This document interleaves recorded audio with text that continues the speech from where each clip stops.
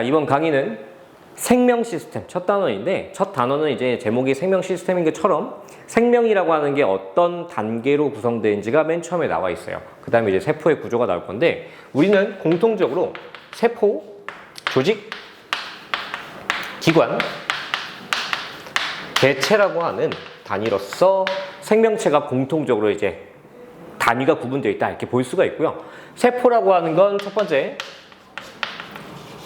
생명체의 기본적 구조, 생명체의 기본 단위 뭐 이렇게 볼 수가 있죠. 자, 여러 종류가 있고요. 뭐 신경세포도 있고 아니면 피부세포도 있고 여러 종류가 있는데, 그런 세포들이 모여서 결국 거대한 개체가 됐다, 이런 이제 과정 중에 있는 기본이라고 보는 거예요. 자, 여기서 이제 조직이 될 건데, 조직이 뭔 차이가 있냐면, 자, 같은 종류, 여기서 조심하셔야 돼요. 동일한 세포가 모여 집단을 구성하면 그건 조직이라고 볼 수가 있어요. 그래서 예를 들어서 피부 조직 아니면 뭐 여러 가지 점막 조직, 이렇게 같은 동일한 기능성을 가진 세포들이 모여있는 그 단위를 우린 조직이라고 부를 거예요. 자, 그래서 조직들이 모여서 기관이 될 건데, 이제 좀 감이 오죠? 점점 상위 단계라고 볼 수가 있는데, 기관이랑 이제 우리가 조심해야 되는 조직계, 기관계, 이런 구분이 좀 여기서부터 들어가 있을 거예요. 뭔 차이냐면, 자, 어차피 기관이라 하면 조직이 모여서 할 건데, 이 사이에 들어가는 조직계도 조직이 모인 건 똑같단 말이에요. 그럼 둘의 차이점은 뭐냐? 조직계라고 하면 단순하게, 정말 단순하게 그냥 어떤 특정 공간에 여러 조직이 모여 있다. 근데 그 모여 있는데 서로 기능적 상호작용이라고 할까요? 서로가 서로의 기능을 보완하거나 그런 도와주거나 그런 게 없다라고 이제 볼 수가 있는 거죠. 근데 기관 같은 경우에는 조직이 모여서 또 하나의 거대한 일을 수행을 할 거예요. 조직과 조직이 서로 보완을 해서 상위 큰 일을 같이 하는 거죠. 그래서 여러 조직이 하나의 일을 수행한다, 이렇게 볼 수가 있죠. 자, 근데 여기서 또 이제 조직계가 발생하죠. 조직계래, 기관계. 자, 기관계는 이미 독립적으로 일을 수행할 수 있는 기관이 있지만, 그 기관이 또 모여서 서로 하나의 유기적인 일을 하는 거예요. 그래서 기관이 상호작용을 한다, 이렇게 볼 수가 있는데, 차라리 기관계는 이해시키기가 쉬워요. 왜냐하면 우리가 중학교 2학년 때 좀 하드하게 암기를 했던 파트이기 때문에, 예를 들어서 소화계나 아니면 순환계, 이런 것들. 자, 이런 것들을 보면 소화계 같은 경우에는 뭐가 있었어요? 입도 있고, 뭐 식도도 있고, 그 다음에 위, 소장, 대장, 이런 것들이 있었고, 순환계도 심장이랑 이제 여러 가지 혈관들, 이런 것들이 다 모여서 하나의 거대한 일을 한다, 이렇게 볼 수가 있죠. 해서 조직계 같은 경우에는 식물에만 있었고요, 기관계 같은 경우에는 동물에만 있는 특징이다 라고 볼 수가 있어요. 해서 단위적으로 보면, 자, 위에 봅시다. 식물 같은 경우에는 세포에서 조직계에 와서 기관 개체예요. 그래서 조직 다음에 기관계가 온다는 게 중요한 거고요. 동물 세포 같은 경우에는 세포, 조직, 얘가 없고 바로 기관, 그 다음에 기관계. 근데 이게 말로 하는 것보다는 한번 정리해 주는 게 좋겠죠. 식물, 동물, 얘들 구분해 주면, 얘는 세포랑 조직이랑, 그 다음에 조직계, 그 다음에 개체. 아이고, 큰일 날 뻔했네. 기관, 그리고 개체, 이렇게 볼 수가 있고요. 그 다음에 똑같이 여기까지 똑같은데, 여기서부터 기관, 그리고 기관계, 그리고 개체가 된다, 이렇게 볼 수가 있죠. 자, 여기서 식물 같은 경우에 기관이 뭔지 좀 헷갈려하는 경우가 있는데, 식물의 기관이라고 하면 뿌리나 뿌리, 줄기, 잎, 뭐 꽃, 이런 것들을 우리는 기관이라고 해요. 근데 보면 알다시피 뿌리나 줄기나 잎이 한 몸에 있지만 우리는 걔네들이 서로 상호작용하는 기능성은 배운 적이 없단 말이에요. 실제로 뭐 물질 수송이나 뭐 서로 물질을 만들어서 교환한다거나 그런 건 있겠지만, 기능적인 보완은, 서로의 필요성은 없는 거죠. 그래서 이 정도 생명체의 단위를 구분하는 게 나오고 대개 세포나 조직이나 기관에 대한 상징적인 그림들이 있어요. 세포 덩어리랑 걔네들 쌓여있는 같은 애들끼리 뭉쳐있는 덩어리랑 심장이나 그런 그림, 사파들이 교과서에 주로 나온단 말이죠. 그래서 이 파트는 예시, 사파랑 같이 외우면 그게 그대로 학교 시험에 나올 거기 때문에 웬만하면은 그림이랑 저 단위를 연결해서 외우시는 게 좋습니다. 그래서 이런 뭐 팁을 조금씩 뭐 이게 팁이라고 할 수 없을 정도로 좀 가벼운 거지만 웬만하면 중간중간에 짚어주는 것들은 꼭 지켜줬으면 좋겠어요. 자, 그러면 세포의 구조로 넘어가 봅시다. 이게 동물세포, 식물세포 지금 자료를 띄워놨는데 어쨌든 기본적인 구조는 거의 비슷하기 때문에 뒤에 나오는 단백질 합성에 연관되어 있는 이제 세포 내 소기관부터 순서를 진행을 해볼게요. 맨 처음에 나오는 게 일단 핵부터. 세포 내부에 들어있는 가장 중요한 게 뭐냐라고 한다면 어떻게 보면 핵이라고 볼 수가 있죠. 저 안에 들어있는 DNA 같은 유전 물질이 우리 몸에 있는 모든 정보를 저장하고 그걸 인해서 우리가 어떤 기능들이 수행되기 때문에 얘가 없으면 다른 여러 가지 일들이 일어나지 않을 거니까 제일 중요하다고 볼 수가 있고요. 자, 제 같은 경우에는 아무래도 이 핵이라고 하는 보이죠? 여기 안에 내부에 다 뭉쳐 있는데 평상시에는 DNA 상태로 있다가 우리가 중학교 3학년 때 배우는 그 유전 파트에서 얘가 핵 분열, 그러니까 세포 분열이죠. 세포 분열기가 되면 자, 세포 분열기가 되면 염색체로 합성이 되죠. 합성. 그때는 단백질이랑 결합해가지고 염색사가 됐다가 염색체가 된다고 할 거예요. 자, 그 다음에 핵 주변에 핵막이라고 하는 막이 있어요. 그래서 그 막을 기준으로 이 사이에 미세하게 나 있는 핵공이라고 하는, 쓸까요? 핵공이라고 하는 미세한 구멍이 있고요. 이 구멍을 통해서 뒤에 나오는 이제 RNA나 이런 물질들이 출입할 수가 있습니다. 그래서 핵공 가볍게 알아두시면 되고. 자, 두 번째. 자, 지금 보시면 사진상 주황색으로 되어 있네요. 핵막에 접합되어서 붙어서 주변에 주름지게 되어 있는 막들이 있는데 걔네들이 소포체라고 할 거예요. 자, 지금 위에 보면은 소포체라고 하는 게 설명에 나와 있을 겁니다. 지금 보니까 옆에 식물세포에 표현되어 있네요. 그래서 핵막 주변에 바로 배치가 되어 있는데 동물세포 같은 경우 여기 주황색, 식물세포도 지금 안쪽에 화살표가 잘 보이는지 모르겠지만 핵 주변에 분포되어 있는 걸 볼 수가 있어요. 자, 여기에는 통합과학에서 배우는 건 하나밖에 없어요. 통합과학에서는 리보솜이 주로 배치가 되어 있다. 이런 내용을 배울 겁니다. 자, 리보솜이라는 거 뒤에 따로 하겠지만 이 안에 무수히 많은 리보솜이 배치가 되어 있고 물론 리보솜이 없는 부분도 있어요. 그런 부분에는 지금 통합과학은 배우지 않는 여러 가지 이제 뭐 효소나 이런 물질들이 분비된다거나 소포체 자체적인 기능이 있는데 이 단백질을 유도하는 기능만 통합과학에서는 강조가 됩니다. 그래서 뭐 대개 교재 같은 데 보면 소포체에서 단백질 합성이 일어난다 라고 리보솜의 기능을 여기서 표현하기도 해요. 물론 정확히 하자면 리보솜이 폴리펩타이드를 만들고 그 폴리펩타이드를 만드는 과정에 이 소포체가 하나의 길, 유도선 역할을 해서 리보솜이 지나는 동안 계속해서 이 폴리펩타이드 늘려가겠죠. 그런 기능을 한다고 볼 수가 있어요. 자, 이렇게 만들어진 자 리보솜 단백질 합성을 하고 이렇게 만들어진 폴리펩타이드가 어디로 갈 거냐면 바깥쪽에 있는 골지체로 갈 거예요. 그래서 골지체라고 하는 생긴 건 소포체랑 비슷하게 주름져 있는 막인데 이 주름져 있는 막 같은 경우에 역할이 뭐냐? 이제 전달받은 폴리펩타이드. 자, 지금 명칭이 기억이 안 나신다면 앞에 있는 생물 단어는 갖다 오셔야 돼요. 앞에 우리가 핵산이나 이런 단백질, 아미노산이나 단위체를 배우는 파트에서 폴리펩타이드라고 하는 아미노산이 여러 개 합쳐서 만들어진 복합체, 걔의 명칭이 폴리펩타이드였어요. 그래서 얘네들이 여러 개가 합성이 돼요. 자, 폴리펩타이드도 하나만 있는 게 아니라 종류가 여러 가지가 있을 건데 걔네들이 서로 합쳐지면서 플러스 3차원 구조를 갖게 되죠.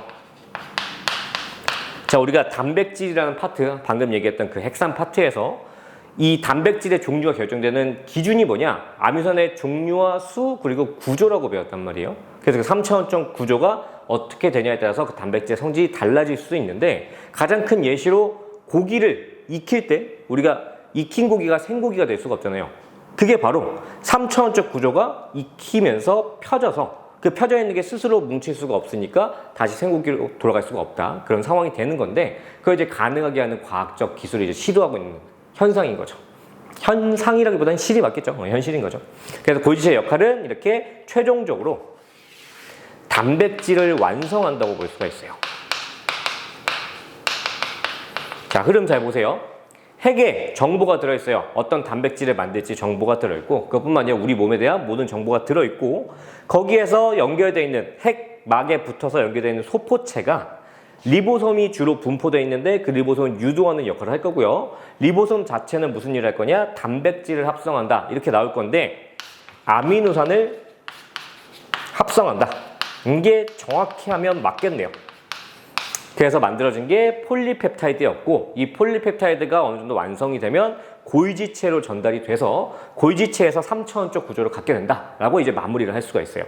그래서 이거는 뭐 예를 들어 효소든 호르몬이든 식물이나 동물이나 상관없이 다 중요한 요소이기 때문에 공통적으로 갖고 있는 기능이에요. 그래서 안에 구조 보시면 아시겠지만 공통적인 세포 내 소기관이라고 볼 수가 있습니다. 자, 그 다음에 이제 하나 더 추가하자면 얘는 지금 단백질 합성에 대해서 공통적인 부분만 한 거고 5번 자, 지금 미토콘드리아라는 게 있어요. 자, 얘 같은 경우에는 우리가 얘도 동물 식물에 다 공통적으로 있어요. 앞에서 다른 단원이라고 할게요. 다른 단원에서 세포호흡이라는 걸 들어봤을 수도 있어요. 중학교 3학년도 있고 2학년도 있고 세포호흡이라고 하는 게 이제 예를 들어서 포도당이나 대표적인 유기물이 포도당이죠. 포도당이나 산소를 이용해서 얘를 물과 이산화탄소로 만들며 플러스 에너지 또는 뭐 정확히 하자면 ATP 합성에 사용한다 이렇게 볼 수도 있는데 어쨌든 이거 다 에너지라고 보시면 돼요. 우리가 살아가는데 필요한 에너지를 세포호흡이라고 하는 화학 반응을 통해서 만들어내는데 그게 이 미토콘드리아라고 하는 내부 소기관에서 발생한다 이렇게 볼 수가 있어요. 생긴 거는 여기 보면 이 그림이 보이실까요? 이 그림에서 어떤 느낌이냐? 긴 덩어리에 핫도그에 케첩 뿌린 것 같은 이런 지그재그. 나중에 이제 생초 같은 데서 배우겠지만 이 안에 막이 이렇게 굽이쳐 있기 때문에 그걸 이미지화했다고 보시면 돼요. 그래서 이 5번까지는 동물세포든 식물세포든 다 있는 거고 기본적인 구조물로서 세포막이나 안에 있는 세포질이라는 게 있어요. 자, 이름에서 바로 직관적인 이해가 올 건데 막이라고 하는 거는 밖을 둘러싸고 있는 막 그리고 질이라고 하는 거는 몸에 있는 이 살이라고 보면 될까요? 안에 채워져 있는 부분을 세포질이라고 부를 거예요. 대부분 수분이겠죠.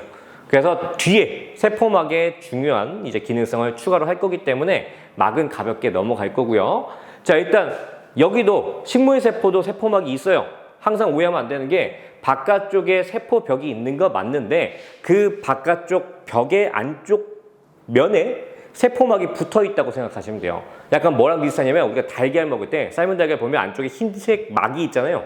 그게 세포막이고 바깥쪽에 있는 달걀 껍질이 세포벽이다 그렇게 생각하시면 될 것 같아요. 그래서 여기까지가 공통적인 부분이고 추가적인 부분은 노란색으로 좀 구분해 봅시다. 여기서 추가적인 건 식물세포만 갖고 있는 건데 자, 추가 식물세포에는 7번으로 해요. 7번. 자, 여기는 엽록체라는 게 있죠.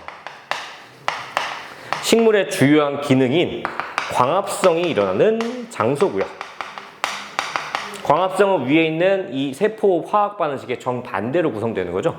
빛에너지를 이용해서 무기물을 유기물로 합성하는 화학 반응을 광합성이라고 볼 수 있는데 그게 식물 세포에는 엽록체에서 발생한다고 볼 수가 있어요. 얘도 역시나 되게 그림이 어떤 식으로 나오냐면 동전 카지노 칩 3개가 쌓여 있는 그림으로 나와요. 왜냐하면 그 안에 들어있는 이제 여러 가지 내부 소기관, 엽록체 내부에도 소기관도 있는데 뭐 틸라코이드나 이런 스티그마 이런 것들이 주름져서 쌓여 있는 동전이 쌓여 있는 그림으로 되게 이제 사파로 나오기 때문에 역시나 여기에서도 엽록체 같은 경우에는 이 그림에서도 보다시피 뭔가 칩이 쌓여 있는 느낌의 그림을 볼 수가 있습니다. 자, 8번 액포라고 할게요.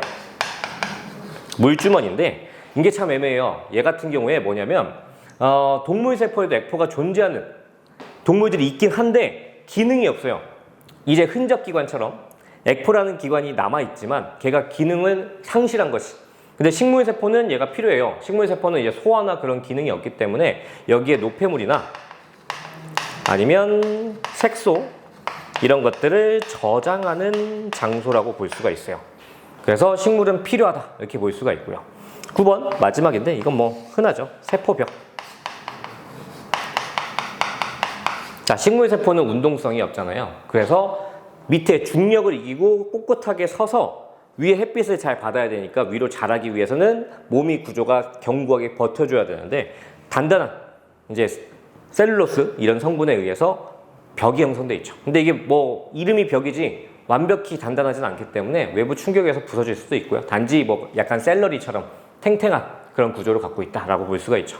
그래서 여기까지 하면 세포 내 소기관에 대한 여러 가지 명칭들을 했는데 이게 여러분들 입장에서 그냥 단순 암기니까 그렇게 뭐 어렵지는 않다고 봐요. 그래서 좀 꼼꼼하게 암기를 했으면 좋겠고요. 뭐 주된 내용은 뒤에 나오겠지만 이 세포 내 소기관을 이제 맞냐 틀리냐 이런 문제도 한 문제 정도 나온다고 볼 수가 있죠. 그래서 웬만하면 암기를 꼼꼼히 했으면 좋겠습니다. 자, 일단 다음 넘어갈게요. 자, 이번에 할 내용은 세포막이에요. 세포막이 이 단어에서 되게 중요하기 때문에 세포막의 구조를 진행을 해봅시다. 막의 구조. 자, 정확한 그림이 중요하니까 위에 사파를 넣어놨는데 아무래도 저거보다는 이런 식의 그림을 그려주는 게 더 좋을 수도 있어요. 우리가 얘를 인지질이라고 부를 건데 앞에서 생명체를 구성하는 요소들 하면서 잠깐 얘기를 했죠. 지질의 한 종류고 인지질 같은 경우 위에 친수성을 가진 머리와 소수성을 가진 꼬리가 있다 이렇게 표현하기도 하죠. 자, 친수성, 소수성 둘 다 단순하게 물에 잘 녹고 기름에 잘 녹고 이런 식으로 구분하면 좀 생각하기 편한데 위에 자 여기 위에가 우리가 지방을 분해했을 때 중학교 때 배웠던 지방산과 모노글리세리드라고 하잖아요. 그렇죠? 그래서 지방산이랑 모노글리세리드가 이제 합쳐져 있는 다리 부분이 있고 위에 생투 같은 데서 배우겠지만 뭐 콜린이라고 하는 또는 인산이라고 하는 물에 잘 녹는 물질이 머리를 구성하고 있어요. 그래서 어쨌든 물에 잘 녹거나 기름에 잘 녹거나 저런 성질 가진 부분이 붙어있는 인지질이라는 단위체가 있는 건데 이 인지질이 무수히 많이 뭉쳐 있습니다. 근데 얘네들이 서로 180도 위아래로 대칭되어 있는 거예요. 자, 그래서 이 중간에 단백질이 하나 거대하게 박혀 있고 나머지 부분도 단백질이 반쯤 박혀 있는 것도 있고요. 이렇게 인지질 막을 그릴 수가 있는데 자, 지금 옆에 있는 거랑 가끔 이제 궁금해하는 학생들이 있어요. 옆에 있는 경우 다리를 좀 꺾이게 그렸고 실제로 학교 교과서나 사파에서 일직선짜리 다리나 아니면 꺾인 다리를 볼 수가 있는데 큰 문제는 없고 어쨌든 이 꼬리 이 부분이 지방산이라고 하는 탄소화물이기 때문에 그 탄소와 탄소 사이에 단일 결합만 있으면 직선 상태고 이중 결합이 있으면 꺾인 상태가 되고 뭐 그런 부분들이 있거든요. 그냥 궁금하면 찾아보면 알 수 있는 건데 우리가 푸는 이런 교과적인 부분이 전혀 상관없으니까 모양은 크게 신경 안 쓰셔도 돼요. 그래서 직선으로 그냥 단순하게 그렸는데 자, 여기서 인지질 막이 위아래로 대칭되어 있는 구조를 우리가 뭐라고 표현할 거냐? 인지질 이중층이라고 표현할 겁니다. 가끔 이제 문제 보면 이중막이라고 하는 표현을 틀렸다고 하는 경우가 있어요. 자, 이게 그냥 단어적인 조금 차이를 두는 건데 이중막을 해버리면 우리가 과거에 이제 중세시대 같을 때 성벽이 외벽이 있고 내벽이 있잖아요. 그래서 두 개의 격리된 공간을 나누는 이 경계선이 존재한다라고 해석될 수가 있기 때문에 어쨌든 층은 하나죠. 세포 밖과 안을 구분하는 층은 하나인 건데 거기에 인지질이 두 겹으로 있는 거잖아요. 해서 이중층이라고 해야 이런 형태가 표현된다고 해서 막이란 표현을 못 쓰는 거예요. 이거 주의하시고요. 자, 보시면 일단 소수성이 안쪽에 있고 위에 친수성이 양쪽을 바라보고 있는데 아무래도 몸에 가장 많은 게 수분이잖아요. 그래서 세포 밖의 수분과 세포 내부의 세포질에 있는 수분에 서로 격리되면 안 되잖아. 우리가 물 위에 기름이 뜨듯이 서로 안 섞이면 안 되잖아요. 물질 교환도 해야 되는데. 해서 가장 수분이 많은 쪽에 바라보는 게 친수성, 그리고 물질이 무분별하게 왔다 갔다 하지 못하게 가운데 기름막이 있다고 생각하시면 돼요. 그래서 기름막이 있는 상태에서 여기 가운데 단백질이 덩어리가 크게 박혀 있는 건데 얘를 막단백질이라고 부르는 책도 있을 거예요. 자, 근데 막단백질이 이렇게 완전 관통해 있는 경우도 있고 위에 반쯤 박혀 있는 경우도 있는데 우리가 지금 중요한 건 이런 관통해 있는 단백질이에요. 얘가 통로로서 물질을 출입시킬 거야. 그래서 옆에 있는 얘는 뭐냐? 그냥 안테나 같은 역할이라고 생각하시면 돼요. 비유하자면 세포 밖과 안에 어떤 특정 물질이 있는지 없는지 확인하는 작용기를 머리 부분에 달고 있기 때문에 얘도 존재할 수 있어요. 자, 그래서 이 단백질과 인지질 막이 어떤 역할을 하냐? 이 파트가 제목이 뭐냐면 선택적 투과성이라는 파트죠. 자, 원리적인 부분을 따지자면 확산이 들어가요. 확산이 뭐예요? 이건 저학년에서도 배우는 기본적인 건데 고농도에서 저농도로 물질이 많은 곳에서 적은 곳으로 퍼져나가는 걸 우리는 확산이라고 해요. 그래서 우리 몸에 있는 많은 물질들이 이 확산이라는 방식을 통해서 이동하는데 예를 들어 기체 같은 경우 산소가 이산화탄소가 각각 호흡과 이제 뭐 외호흡이죠. 우리가 밖에 있는 숨을 들여 마시는 외호흡과 세포 내부에서 미토콘드리아에서 발생한 세포호흡에 의해서 한쪽에 산소가 많고 산소 부족하고 이산화탄소가 많고 위에 부족하고 이렇게 세포 밖과 안에 차이가 있을 건데 그 기체들이 스스로 확산을 해서 이동할 거란 말이에요. 자, 그때 뭐를 이용할 거냐면 기체 같은 경우에는 입자가 너무 작다 보니까 여기에 있는 사이를 직접 통과할 수가 있어요. 그래서 인지질 막을 직접 통과할 수 있는 물질을 분류를 해야 되는데 그게 기체가 들어가는 거죠. 자, 그리고 또는 이게 기름막이다 보니까 기름막에 녹아들 수 있는 오히려 잘 녹을 수 있는 물질들은 이 인지질 막을 직접 통과할 수가 있는데 예를 들면 뭐 스테로이드 우리가 그런 거 있죠. 연고 중에 뭐 후시딘이나 이런 연고 중에 스테로이드 성분이 있으면 바르고 조금 있다가 사라지는 게 아니라 진짜 피부 속에 스며가지고 안 보이는 거거든요. 그래서 피부 겉에 있는 세포막을 직접 투과해서 내부에 도움을 주는 그런 연고들도 있고 그래서 얘네들은 직접 투과를 할 건데 우리는 이거를 단순 확산이라고 할 거예요. 자, 그 다음에 두 번째. 자, 이제 막단백질을 이용해서 통과하는 애들인데 이거는 가운데 기름막 때문에 물에 잘 녹는 성분들이 막을 직접 통과할 수가 없잖아요. 그래서 막단백질을 이용해서 통과를 할 건데 친수성 물질, 즉 물에 녹은 뭐 포도당이나 아니면 아미노산 아니면 여러 가지 무기염료들 이런 등등 물에 녹아서 수송되는 물질들이 대부분 이 단백질을 이용해서 통과할 거예요. 그런 것들을 우리는 촉진 확산이다 라고 표현을 할 겁니다. 자, 여기서 주의해야 되는 게 뭐냐면 이 막단백질은 종류가 굉장히 많아요. 물질마다, 이거 중요합니다. 강조해요. 물질마다 그 물질을 담당하는 단백질의 종류가 천차만별이에요. 무슨 얘기냐면 포도당을 담당하는 단백질이 있는데 그 단백질에는 아미노산을 출입시킬 수가 없다는 얘기예요. 그래서 물질마다 단백질의 종류가 여러 가지가 있다. 이런 사실도 꼭 중요하게 알고 계셔야 돼요. 자, 여기서 또 이 구조적인 상황을 보면 저 단백질과 인지질의 이 그림, 구조가 고정되어 있는 게 아니라 움직일 수가 있어요. 막 단백질이 이 인지질 막 사이를 왔다 갔다 돌아다닐 수가 있는데 그걸 우리가 유동 모자이크 모델이다. 자, 예전에 이제 과거 교육 과정에서는 이런 단어까지 짚어주는 편이 있었는데 지금 뭐 하이탑 같은 그런 좀 어려운 교재에서만 소개가 됐고 아니면 생투 같은 그런 상위 교과에서만 설명이 될 거예요. 그래서 막단백질은 이동이 가능하다. 이런 내용을 알고 있어야겠죠. 자, 여기에 그림에 띄워놓은 김에 보면 위에 여기 더듬이가 나 있죠, 그렇죠?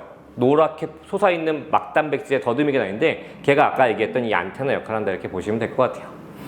자, 전반적으로 설명 다 했는데 마지막 이제 문제 유형 쪽으로 보면 뭐가 나오냐? 자, 지금 단순 확산과 촉진 확산이라고 하는 막을 직접 통과할 거냐 아니면 막단백질을 이용할 거냐 이 차이를 두고 두 가지 방식으로 확산이 일어난다. 이렇게 세포가 필요한 물질, 필요 없는 물질이 이동할 수 있다라고 구분을 했는데 걔네들을 잠깐 살펴보면 일단 파란색으로 단순 확산을 표현할게요. 자, 그 다음에 주황색으로 촉진 확산을 표현할 건데 촉직이 아니죠. 촉진 확산. 자, 얘가 뭐가 차이 난지 그래프 모양이 차이가 보이죠. 이때 Y축이 확산 속도, 그리고 확산 속도가 중요한, 이제 영향받는 중요한 요소가 농도차겠죠. 이렇게 X, Y축을 설정할 수가 있는데, 촉진 확산이, 즉 단백질을 이용한 확산이 처음에는 빠르게 확산 속도가 상승할 건데 갑자기 일정해지는, 더 이상 속도 증가가 없는 구간이 생겨요. 근데 단순 확산, 인지질 막을 직접 통과하는 방식은 끊임없이 느리지만 상승하긴 하죠. 그때 왜 속도 증가가 불가능해졌냐라는 걸 서술시키는 문제가 나올 수도 있어요. 이게 뭔 차이냐면, 어쨌든 이 촉진 확산은 단백질이라고 하는, 막단백질이라고 하는 어떤 특정 물질을 이용해야 되잖아. 문을 이용해야 되잖아. 그래서 쟤를 그 고속도로에 있는 톨게이트를 상상하시면 돼요. 거기에 한 번에 너무 많은 차가 오면 수용할 수가 없어서 차가 너무 느리게 톨게이트를 통과해야 되잖아요. 해서 막단백질이 수용 가능한 물질 이상의 농도차가 발생하면 이미 통과하고 있는 애들이 일렬로 서가지고 하나하나 차례차례 통과할 거기 때문에 병목 현상이 생기는 거예요. 길이 밀리는 거예요. 쉽게 얘기하면. 그래서 더 이상 속도 증가가 안 돼요. 이 상태를 우리가 뭐라고 표현할 거냐? 막단백질이, 그냥 단백질이라고 해도 되고요. 포화 상태가 되었다라는 표현을 쓸 거예요. 그래서 단백질의 기능에는 한계가 있기 때문에 이런 형태의 촉진 확산 그래프를 볼 수가 있다라고 설명할 수가 있는 거죠. 이게 문제에 많이 나오기 때문에 그래프 유형도 외워두시면 좋을 것 같습니다. 그래서 여기 막단백질을 이용한 선택적 투과성은 여기까지 하고, 또 다음 3투로 넘어가 볼게요. 자, 오랜만에 찍다 보니까 나도 뭔가 텐션이 좀 낮은 느낌이 있는데 좀 더 살려볼게요. 그냥 너무 일반적인 설명만 하는 느낌이 있긴 한데, 자, 3투 원리적인 걸 일단 설명을 좀 하고 그 다음에 옆에 있는 예시 가지고 문제 어떻게 나오는지 한번 살펴봅시다. 3투를 초등학교 때 배우긴 배웠는데 대부분 학생들도 물어봐도 배운 적이 없다고 얘기를 해요. 이제 뭐를 많이 하냐면 감자나 당근 같은 거 숟가락으로 파가지고 거기다 소금을 채워 넣는 거야. 판 구덩이에다가. 그래서 소금 채워 넣고 랩으로 씌워놓은 다음에 그걸 하루 정도 기다려주면 그 안에 쌓여있던 소금물이 되어 있단 말이에요. 그래서 3투에 의해서 그 감자나 당근이 갖고 있던 수분이 그 구덩이로 빨려온 건데, 그러면서 3투의 이론을 배웠던 걸 잊어버린 거지. 그래서 얘는 뭐냐면 저농도의 용액이 있고 고농도의 용액이 있을 때, 아까 했던 확산이랑 반대죠. 아까는 많은 데서 적은데 고농도에서 저농도였는데 지금은 이쪽으로 물이 이동하는 겁니다. 물이 이동한다, 이렇게 표현을 하죠. 아까는 용질에 해당되는 물질 자체가 직접 이동하는 확산이었다면 지금은 농도를 구성하는 용매인 물이 이동한다, 이렇게 볼 수가 있어요. 그래서 3투를 다른 말로 표현하면 물의 확산이다. 왜냐하면 저농도가 똑같은 부피가 있다고 했을 때 여기가 용질에 비해서 용매의 비율이 높은 거니까 용매가 많은 데서 적은 데로 갔다, 이렇게 표현할 수도 있는 거죠. 그래서 얘를 이제 상황적으로 보면, 자, U자관이 제일 많이 나오는데, 자, 가운데 반투과성 막 이런 표현이 나올 거예요. 자, 얘가 뭐냐면 굉장히 얇은 통로가 나 있는 거야. 그래서 그 얇은 통로에는 굉장히 작은 단위의 저분자 물질만 통과할 수 있는데, 예를 들면 소금물이나 설탕물을 생각했을 때 물 분자만 통과할 수가 있는 거죠. 우리가 계란 껍데기, 아까 잠깐 얘기했던 흰 막도 이런 반투과성 막에 속하는데, 어쨌든 양쪽에 고농도의 또는 저농도의 소금물을 넣었다고 합시다. 소금물. 자, 그러면 무슨 일이 생겨요? 위에 3투가 이론적으로 발생한다면 저농도에서 고농도로 물이 이동을 하겠죠. 그래서 굉장히 좁은 틈으로 물 분자가 넘어가는데 여기에 녹아있는 소금들은 넘어가기가 힘든 거죠. 이제 상상하기로는 소금보다는 설탕물이 편할 것 같은데, 설탕이 훨씬 더 고분자니까. 그래서 설탕물이 옆으로 넘어가는, 표현이 좀 이상한가? 설탕물에서 물만 이동하는 상황이 생기니까 시간이 충분히 지나면 고농도에는 올라갈 거예요. 수위가 물을 받을 만큼. 저농도는 그만큼 물이 줄어들겠죠. 해서 저농도는 진해지고 고농도는 연해져서 농도가 평형이 되면 그때는 물의 이동이 멈춰서 양적 수면이 같아질 건데, 내가 방금 표현한 거에서 잘못된 오류가 뭐였냐면 물의 이동이 멈췄다는 거예요. 자, 여기서 항상 조심해야 돼요. 지금 같은 경우에 저농도에서 고농도로 고농도로 물이 이동하지만 반대는 없냐? 그게 아닌 거예요. 상대적인 거야. 물 분자는 끊임없이 활발하게 움직일 거기 때문에 상대적으로 고에서 저가, 아니지 반대죠. 저에서 고가 많을 뿐 반대도 있어요. 없다고 보기 힘들어. 그리고 얘가 완전히 평형, 농도 평형에 도달했다 치더라도 실시간으로 물의 이동은 있다고 칠 거예요. 그래서 항상 물의 이동이 없다는 건 없습니다. 있는데 그 양이 같거나 농도가 평형이라서 같거나 아니면 상대적으로 한쪽이 많거나 그것만 있을 뿐 물의 이동이 멈추는 순간은 절대로 없을 거예요. 우리가 푸는 문제 상황에서. 그래서 꼭 그런 보기가 나오면 틀렸다고 걸고 넘어가셔야 돼요. 자, 그래서 이 삼투를 하면 가장 많이 나오는 게 옆에 나와 있는 이런 예시인데, 자, 위에가 동물세포의 적혈구, 밑에가 식물세포예요. 그래서 각각을 보면 특징이 뭐가 있냐? 자, 지금 보면 이게 자 영문으로 나와 있어서 잘 헷갈릴 건데 이쪽이 물을 흡수하는 저농도의 용액에다가 세포를 넣은 거고, 여기가 같은 등장액이라고 할 건데 그것도 저장액이라고 할 걸 그랬나? 등장액, 고장액, 저장액. 자, 이런 표현을 교과상 쓰는데 농도가 낮은, 체액을 기준으로 농도가 낮은 용액, 같은 용액, 높은 용액이라고 봐요. 자, 그러다 보면 농도가 낮은 용액에 세포를 넣다 보니까 세포 내부가 농도가 높은 거죠. 그래서 이런 일이 생기는 거야. 외부에 있는 용액으로부터 세포가 물을 흡수하기 시작하는 거죠. 그래서 팽창을 할 건데 동물 세포는 팽창을 하다 보니까 그 팽창을 버티지 못하고 터집니다. 적혈구가 터지는 현상이 생길 건데 이거를 우리는 용혈 현상이라고 부를 거예요. 그래서 용혈이라는 한자어를 외워두셔야 됩니다. 저게 문제에 가끔 표현될 때가 있어요. 자, 밑에는 세포벽이 그래도 생각보다 단단해서 약간의 팽창감은 있지만 형태가 크게 변하지 않았다고 봐요. 그래서 가운데 있는 변화 없는 거랑 왼쪽에 있는 이 그림을 보면 크게 차이는 없는데 약간 테두리가 둥글둥글해져 있는 걸 볼 수가 있죠. 그래서 이 정도만 차이를 두시면 될 것 같고, 자, 오른쪽 진한, 예를 들어 우리가 뭐 사해 같은 데 가서도 오래 있으면 안 된다고 하잖아요.